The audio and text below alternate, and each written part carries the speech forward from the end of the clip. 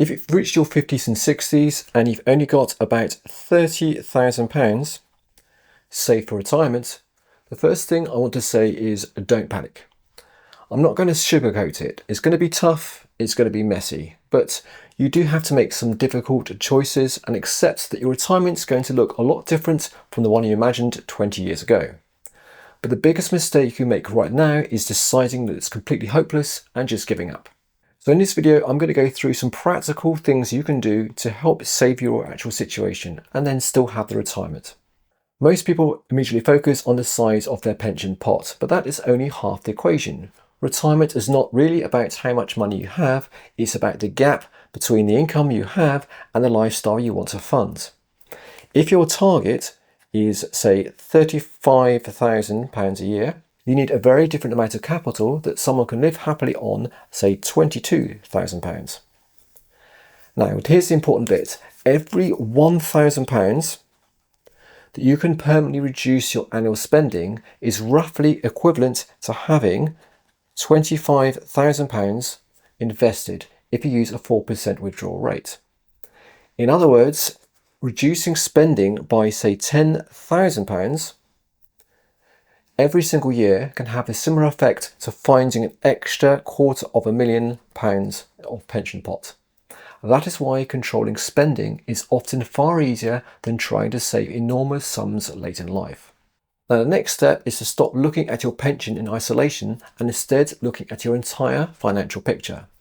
Many people who think they are poor in retirement actually have valuable assets sitting around them that they don't actually realise.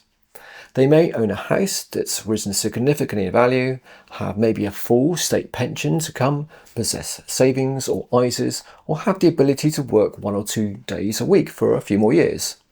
Some may even be willing to downsize, move to a cheaper part of the country, or even spend part of the year overseas where the cost of living is dramatically lower. A comfortable retirement does not have to take place in the same house, the same town, or even the same country that you live in today. For some people, renting out a UK property and then renting somewhere much cheaper overseas may completely change the numbers. Countries like Central America or Southeast Asia can offer a quality of life for a fraction of typical UK living costs.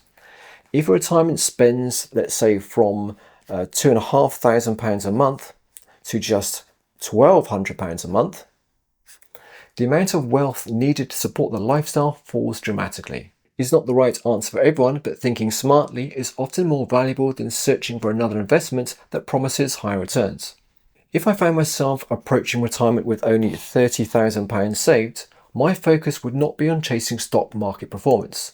I would be instead making sure I qualify for the full state pension, saving as much as possible while still working, even delaying retirement if necessary, reducing my future spending expectations, looking carefully at my housing options, and modelling several different retirement scenarios before making any major decisions. The objective would not be to create someone else's retirement. It would be to build the best retirement possible from the position you're actually in. The most important lesson is that retirement planning is not about one number on a pension statement. It is about flexibility.